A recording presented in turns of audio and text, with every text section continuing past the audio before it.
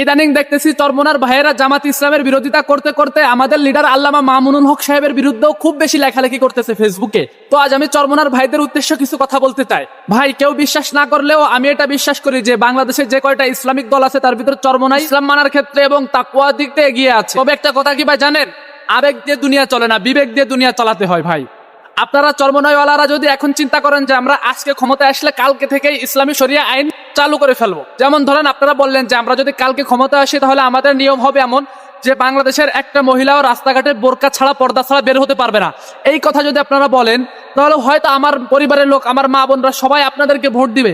কিন্তু আমার পাশের বাসার আমার চাচতো ভাইরা যারা আছে, যারা পর্দা করে না, তারা তো আপনাদের ভোট দিবে না। কারণ তারা তো ভয় পেয়ে যাবে, না এই হুজুররা যদি ক্ষমতায় আসে তাহলে আমাদের বোরকা ছাড়া রাস্তায় বের হলে পুলিশে দিবে, আমাদের থানায় ভরে ফেলবে। তারপরে যারা দাড়ি কাটে তারা বলবে না আমাদের বাধ্যতামূলক দাড়ি রাখতে হবে। তারপরে যারা ঠিকমতো নামাজ পড়ে না তারা বলবে না আমাদের বাধ্যতামূলক ঠিকমতো নামাজ পড়তেই হবে, না পড়লে জেল হয়ে যাবে। এই বিভিন্ন যত কোরআন সুন্নাহের আইন আছে, এই আইনগুলো যদি আপনারা বলেন যে আমরা ক্ষমতায় যাওয়ার সাথে সাথে এইগুলো বাস্তবায়ন করবো, তাহলে ভাই আমি একটা কথা বলি, আমাদের বাংলাদেশে 90% মুসলমান ঠিকই, কিন্তু 90%-এর ভিতর 10% হচ্ছে খাঁটি মুসলমান।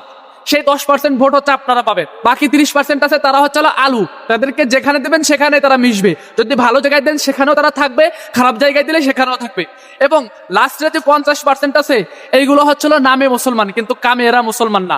এরা নিজেদেরকে মুসলমান দাবি করলেও কুরআন সুন্নাহের আইন বাস্তবায়ন হোক এটা তারা মন থেকে এই 50% লোকের ভিতর কেউই চায় না। তাহলে বলেন ভাই আপনারা কিভাবে ক্ষমতায় আসবেন?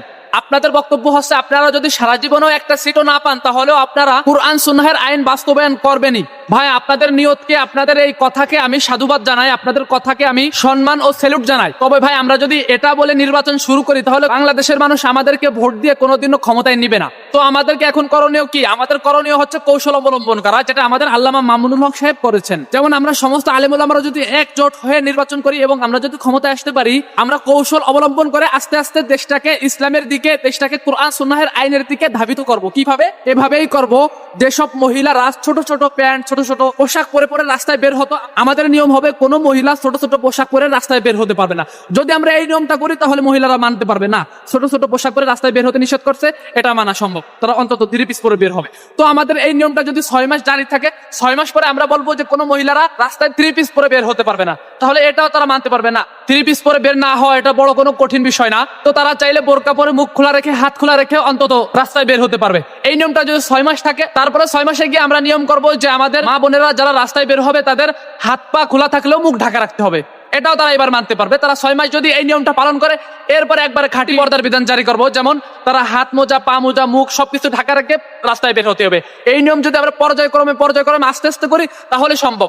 আর যদি আমরা আজকে ক্ষমতায় আসছি কালকে থেকেই বলি যে একজন মহিলাও বোরকা ছাড়া রাস্তায় বের হতে পারবে না, তাহলে ভাই আপনাদেরকে কেউ ভোট দিবে না। আমরা আজকে ক্ষমতায় এসে কালকে যদি বলি যে একজন ব্যক্তিও নামাজ না পড়ে থাকতে পারবে না, যদি কেউ নামাজ না পড়ে তাহলে তার জেল হয়ে যাবে, তাহলেও ভাই আপনাদেরকে ভোট দিবে না। যদি আমরা আজকে ক্ষমতায় এসে কাল থেকেই বলি যে সবার দাড়ি রাখতে হবে, যদি কেউ দাড়িতে খুর লাগায় তাহলে তার জেল হয়ে যাবে, তাহলেও ভাই আপনাদেরকে সবাই ভোট দিবে না। অতএব এইগুলো যত কুরআন হাদিসের আইনগুলো আছে এটা আমাদের আস্তে আস্তে পর্যায়ক্রমে আস্তে আস্তে আস্তে আস্তে আস্তে আস্তে সবকিছু ঠিক হয়ে যাবে। কেননা আল্লাহ পাক রব্বুল আলামিন কিন্তু আমাদের উপর সমস্ত আইন কানুন একদিনেই ঢেলে দেয় নাই, একদিনেই বলি না যে নামাজ পড়ো, পর্দা করো, মদ খাওয়া বন্ধ করো, এই করো সেই করো। আল্লাহ তাআলা কিন্তু সবকিছু একদিনেই দেয় নাই।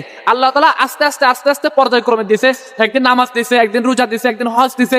দেখতেছে মানুষ যদি একটা বিষয় পালন করতে পারে এরপর আরেকটা দিচ্ছে, এরপর আরেকটা দিচ্ছে। এভাবে আস্তে আস্তে আল্লাহ তাআলা আমাদের উপর কুরআন এবং হাদিসের অনুযায়ী সমস্ত আইন কানুন বিধান এবং আমলগুলো করার মতো পরিবেশ করে দিয়েছেন। তো আমাদের বাঙালিরাও এখন দেখা যাচ্ছে যে বিশাল দুর্ভিক্ষের ভিতর আছে, তাদের ইমানটা অনেক দুর্বল হয়ে পড়েছে। ভাই তাদের উপর যদি আমরা একদিনেই সবকিছু চাপিয়ে দিতে চাই, যদি আমরা একদিনেই তাদেরকে বলি যে আমরা কালকে থেকেই শরিয়া আইন প্রতিষ্ঠা করব, তাহলে ভাই আমাদেরকে ভোট দিয়ে জীবনে কেউ ক্ষমতায় নিবে না। অতএব আমাদের কৌশল অবলম্বন করতে হবে, একটু একটু একটু একটু একটু একটু করে। এক পর্যায়ে যদি আমরা 5টা বছর আলেম ওলামারা ক্ষমতায় থাকতে পারি তাহলে দেখা যাচ্ছে যে 5 বছর পরে আমাদের মা বোনরা অধিকাংশই ঠিক হয়ে যাবে, আমাদের যেসব ভাইরা নামাজ পড়তো না অধিকাংশই ঠিক হয়ে যাবে, আমাদের যেসব ভাইরা রোজা রাখতো না অধিকাংশই ঠিক হয়ে যাবে, এবং আমাদের যেসব ভাই বোনেরা ইসলাম পরিপূর্ণ মানে না তারা আস্তে আস্তে ইসলামের দিকে ধাবিত হবে, তারা আস্তে আস্তে ইসলাম মানতে শুরু করবে।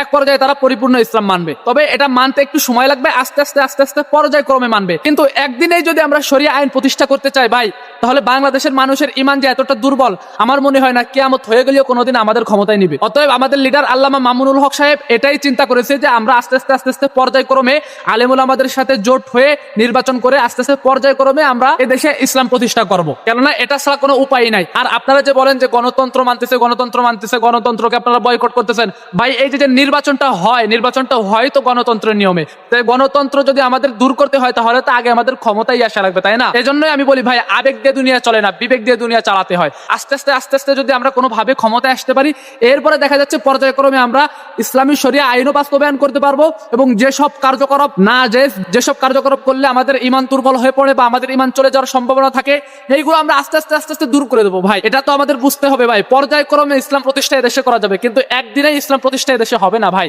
এদেশের 90% মুসলমান থাকলেও 30% মনে করেন খাঁটি মুসলমান ধরা যায়, বাকি যে 60% আছে এরা নামে মুসলমান কিন্তু কামে এরা মুসলমান না।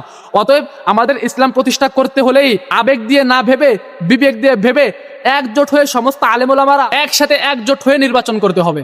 আশা করি আমার কথাগুলো বুঝতে পারছেন। আর যদি আমি কোনো ভুল করে থাকি তাহলে ছোট ভাই মনে করে আমাকে ক্ষমা দৃষ্টিতে দেখবেন। আল্লাহ হাফেজ। আসসালামু আলাইকুম ওয়া রাহমাতুল্লাহ।